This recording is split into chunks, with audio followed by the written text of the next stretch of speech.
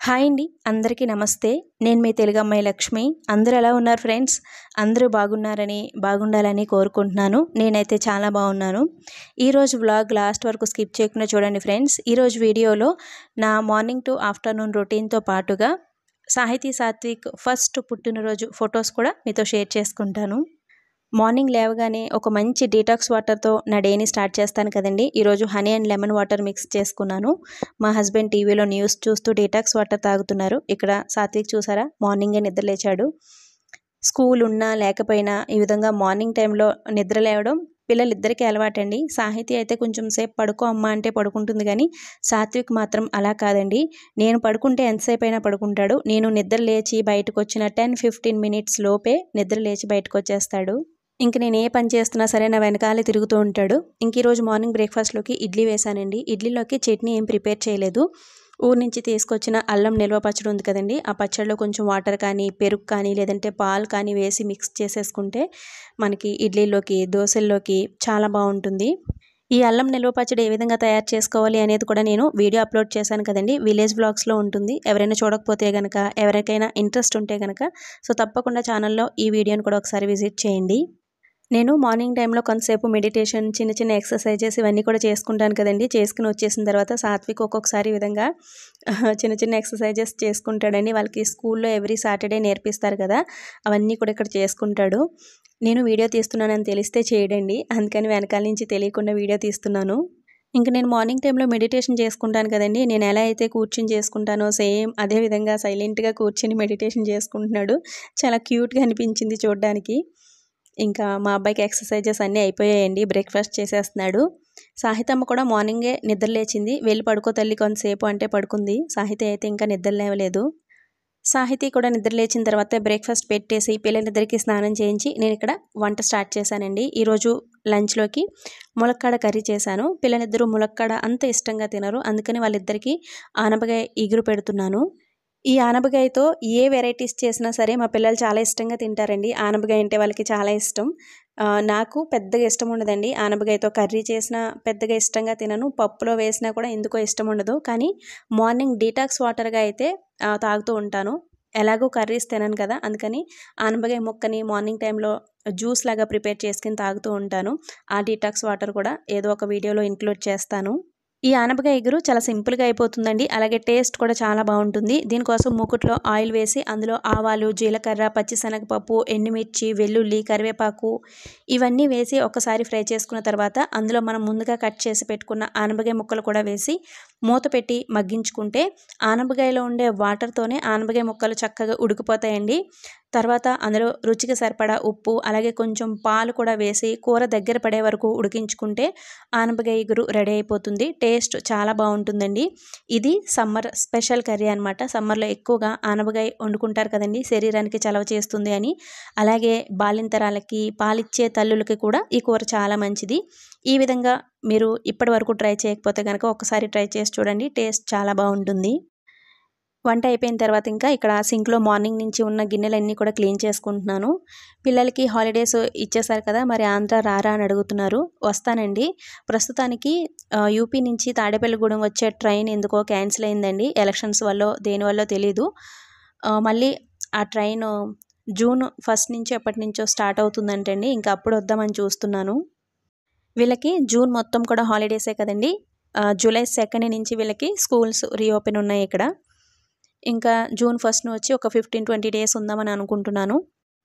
ఇల్లు చూసారా ఎలా చేసేసారో మా పిల్లలిద్దరు ఇంట్లో ఉంటే ఇల్లు ఇలా ఉంటుందండి. పెట్టిన వస్తువు పెట్టిన చోట ఉండదు. కొంతసేపు చదువుకున్నారు, చదువుకున్న తర్వాత బుక్స్ అన్నీ కూడా ఎక్కడ పడితే అక్కడ పెట్టేశారు. ఇంక ఇల్లు అంతా కూడా నీట్గా సర్ది తుడుచుకొచ్చే లోపు టైం 1 o'clock అయిపోతుంది. ఇంకా 1 o'clock అయిన తర్వాత పిల్లలిద్దరికీ భోజనం పెట్టి ఆఫ్టర్నూన్ టైంలో కొంతసేపు పడుకోబెట్టేస్తున్నాను. ఇంకా వాళ్ళు నిద్ర లేచిన తర్వాత ఏదో ఒక స్నాక్ చేసి పెట్టడం, తర్వాత వాళ్ళు ఆడుకోవడానికి కొంతసేపు కిందకి వెళ్ళిపోతారండి. తర్వాత వచ్చిన తర్వాత టైం ఉంటే కొంతసేపు చదివించడం, నా డే రొటీన్గా ఇలాగే ఉంటుంది. ఇంకా ఈవినింగ్ టైంలో ఇక్కడ నేను పిల్లల ఫస్ట్ పుట్టినరోజు ఆల్బమ్ అయితే తీశానండి. స్టార్టింగ్లోనే ఒకరిద్దరు అడిగారు, మీ పిల్లలు ట్విన్స్ కదా, చిన్నప్పుడు ఫొటోస్ అవి కూడా ఏమైనా ఉంటే షేర్ చేయండి అని. ఈ ఆల్బమ్ ఎప్పటి నుంచో చూపించాలనుకుంటున్నానండి. అండ్ ఫైనల్లీ ఈరోజైతే తీశాను మీ అందరికీ చూపించడం కోసం. సాహితీ సాత్విక్ వాళ్ళ మొదటి పుట్టినరోజు మా ఊర్లోనే, అంటే మా అత్తయ్య గారి ఇంట్లోనే చాలా గ్రాండ్గా సెలబ్రేట్ చేసుకున్నామండి. సాహితీ పేరు సాహితీ శ్రీ, సాత్విక్ పూర్తి పేరు సాత్విక్ సూర్య వెంకట్ అండి. సూర్య అంటే మా చిన్నమావయ్య గారు సూర్యనారాయణరావు గారండి. వెంకట్ అంటే మా నాన్నగారి పేరు వెంకటేశ్వరరావు గారండి. ఇంకా మా చిన్నమావయ్య గారి పేరు, మా నాన్నగారి పేరు, ఇద్దరు పేర్లు కలిసేలాగా సాత్విక్ సూర్య వెంకట్ అని పేరు పెట్టుకున్నాము. ఇంకా మా సాహితమ్మ ఎంత క్యూట్గా ఉందో కదా చిన్నప్పుడు. ఈ పట్టుపరికిని మా వదిన వాళ్ళు కుట్టించారండి సాహితీకి. సాహితీ సాత్విక్ చిన్నగా ఉన్నప్పుడు మేము గోవాలో ఉండేవాళ్ళమండి. వీళ్ళ పుట్టినరోజు అప్పుడు ఒక 1 వీక్ ముందు మాత్రమే వచ్చాం మేము. ఈ ఇన్విటేషన్ కార్డ్స్ వాటిని పంచడం, ఇక్కడ ఏర్పాట్లన్నీ కూడా మా అన్నయ్య వాళ్ళు, అలాగే మా ఆడపడుచు వాళ్ళ హస్బెండ్ ఉన్నారు కదండి, ఆయన చూసుకున్నారు. మేము వచ్చిన తర్వాత మిగిలిన ఏర్పాట్లన్నీ కూడా చేసుకున్నాము. అప్పుడు చూసారా నేను ఎంత లావుగా ఉన్నానో. ట్విన్ ప్రెగ్నెన్సీ కదండి, ఇంకా ప్రెగ్నెన్సీ కన్ఫర్మ్ అయిన దగ్గర నుంచి బెడ్ రెస్టే కదా. ట్విన్ ప్రెగ్నెన్సీలో చాలా వెయిట్ గెయిన్ అయ్యానండి. ఆఫ్టర్ డెలివరీ కూడా ఇద్దరు పిల్లలకి ఫీడ్ చేయాలి కదా, ఫుడ్ కూడా కొంచెం ఎక్కువగానే తీసుకునేదాన్ని. ఇంకా అప్పుడు నేను దగ్గర 90 kgs వరకు వెయిట్ గెయిన్ అయ్యాను. సాహితీ సాత్విక్ వేసుకున్న ఈ డ్రెస్సులు ఉన్నాయి కదండి, ఇవి మేము గోవా నుంచి వచ్చేటప్పుడే గోవాలోనే తీసుకున్నాము. కొంచెం ఇద్దరికి మ్యాచ్ అయ్యేలాగా ఒకటే కలర్ ఉండేలాగా తీసుకున్నాం అనమాట. ఇంకా వీళ్ళిద్దరూ ఫస్ట్ బర్త్డే టైంలో వేసుకున్న డ్రెస్సులు, అలాగే చిన్నప్పటి నుంచి కొంచెం ఫస్ట్ టైం పెట్టుకున్న వస్తువులన్నీ కూడా, అంటే సాహితమ్మ ఫస్ట్ వేసుకున్న గాజులు, ఫస్ట్ టైం పెట్టుకున్న పట్టీలు, అలాగే సాత్విక్కి ఫస్ట్ టైం కట్టిన రాఖీ, ఇవన్నీ కూడా నేను ఒక మెమరీ లాగా దాచిపెట్టుకున్నానండి. అవన్నీ కూడా ఆంధ్రాలో మా అత్తయ్య గారి ఇంట్లో ఉన్నాయి. ఈసారి వెళ్ళినప్పుడు అవన్నీ కూడా మీతో షేర్ చేసుకుంటాను.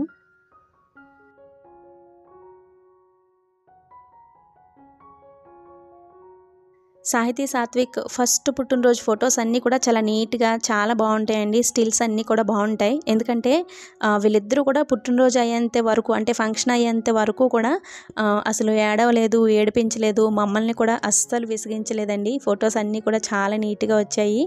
ఈ ఫోటో చూసారా, ఇది నా ఫేవరెట్ ఫోటో అనమాట, చాలా బాగుంటుంది.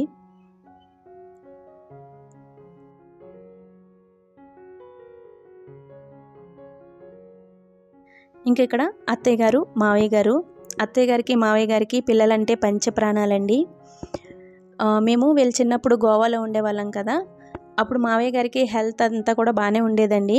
పిల్లల్ని చూడాలనిపించినప్పుడల్లా ఎవ్రీ 2 మంత్స్కి ఒకసారి, 3 మంత్స్కి ఒకసారి గోవా వచ్చేసేవారు. అప్పుడు హెల్తీగానే ఉన్నారు కాబట్టి జర్నీస్ అవి బాగా చేసేవారండి. తర్వాత మాకు గోవా నుంచి వైజాగ్ ట్రాన్స్ఫర్ అయింది. కానీ వైజాగ్లో మేము ఎక్కువ రోజులు లేమండి, ఒక 1 year ఉన్నామేమో అంతే. వైజాగ్లో ఉండగా కూడా ఎవ్రీ మంత్కి ఒకసారి నేను వెళ్ళేదాన్ని, లేదంటే మావయ్య గారు వాళ్ళే పిల్లల్ని చూడాలనిపించినప్పుడల్లా మా దగ్గరికి వచ్చేవారు. ఇంకా వైజాగ్ నుంచి మాకు యూపీ ట్రాన్స్ఫర్ అయిందండి. యూపీ వచ్చిన తర్వాత ఇంకా మావయ్య గారికి ఆరోగ్యం బాగోకపోవడం, ఇంకా యూపీ రావడానికి చాలాసార్లు టికెట్ తీసామండి. నేను రాలేనమ్మా అని వచ్చేవారు కాదు. అప్పటికే మావయ్య గారికి ఇంకా కిడ్నీ ఇన్ఫెక్షన్ అవన్నీ కూడా స్టార్ట్ అయిపోయాయి. ఇంకా ఆ విధంగా అత్తయ్య గారు, మావయ్య గారు మేము యూపీ వచ్చిన తర్వాత యూపీ అస్సలు రాలేదండి. ఎవ్రీ 2 మంత్స్కి ఒకసారి, లేదంటే 3 మంత్స్కి ఒకసారి మేమే ఆంధ్ర వెళ్ళి వస్తూ ఉండేవాళ్ళం. ఇంకిక్కడ చిన్నన్నయ్యకి సాత్విక్ అంటే చాలా ఇష్టం అండి. చిన్నప్పుడు ఎక్కువగా సాత్విక్నే ఎత్తుకునేవాడు. ఇంకా మా సాత్విక్ బంగారం చూసారా ఎంత ముద్దుగా ఉన్నాడో. చిన్నప్పుడు బాగుంటారు కదండి పిల్లలు, ముద్దుగా బొద్దుగా అందంగా ఉంటారు. పెద్ద అయ్యే కొలది ఇంకా చిన్నప్పుడు ఉండే అందం అంతా కూడా ఉండదు. పెద్ద అయ్యే కొలది ఇంకా ఫేస్ అవన్నీ కూడా చేంజ్ అయిపోతూ ఉంటాయి కదా. ఇంకిక్కడ మా ఆడపడుచు వాళ్ళ ఫ్యామిలీ అండి. మా ఆడపడుచు వాళ్ళ హస్బెండ్, అలాగే వాళ్ళకి 2 అమ్మాయిలు. అప్పటికి ఇంకా చదువుకుంటున్నారండి. ఇప్పుడైతే పెద్ద అమ్మాయికి మ్యారేజ్ అయిపోయింది, వాళ్ళు శ్రీకాకుళంలో ఉంటారు. చిన్న అమ్మాయికి అయితే ఇప్పుడు డిగ్రీ కంప్లీట్ అయిపోయింది. ఇంకా ఈవిడ మా పెద్ద మేనత్త. ఆల్రెడీ మొన్న నేను నర్సాపురం వెళ్ళినప్పుడు చూపించాను కదండి, వాళ్ళ ఇంటికి వెళ్ళాను కదా. ఇంక ఈయన మా నాన్నగారి పెద్ద తమ్ముడండి. అలాగే ఆవిడ మా పిన్ని. మా నాన్నగారికి 3 తమ్ముళ్ళు, 4 చెల్లుళ్ళండి. ఆల్రెడీ నేను నర్సాపురం వెళ్ళినప్పుడు చెప్పాను కదా. ఇంకిక్కడ మా అత్తయ్య గారి తమ్ముడండి, ఈయన తమ్ముడు మరదలు వాళ్ళు కూడా ఊర్లోనే ఉంటారు. మా అత్తయ్య గారి పుట్టిల్లు అత్తగారి ఇల్లు కూడా అంతా కూడా ఒకే చోట అండి, అదే ఊరు అనమాట. ఇంకిక్కడ మా పెద్ద మేనత్త ఉంది కదా, వాళ్ళ పెద్ద అబ్బాయి పెద్ద కోడలు. మీరు ఆల్రెడీ వీళ్ళని వీడియోస్లో చూసే ఉంటారు కదండి, భవానీ వీడియోస్లో. భవానీ వాళ్ళ పెద్దన్నయ్య పెద్ద వదిన, వాళ్ళ అబ్బాయి దినేష్.